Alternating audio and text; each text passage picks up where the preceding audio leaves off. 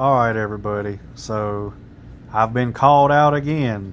Um, so I was asked very nicely to pull up your YouTube, go to external, show us what it says. And I'm like, I don't even know what this is.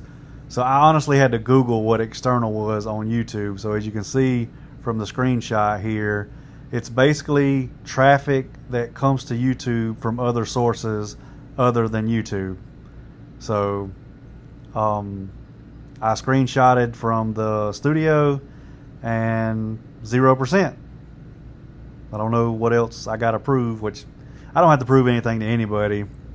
But I had a lot of people reaching out to me asking, are you paying for views? How are you getting so many views? And as bad as I want to tell everybody how I'm getting the views, I don't want somebody to see it and start using it to get views. You don't have to pay a penny to get views. You just have to implement this one thing. And it's not easy. It's a lot of work.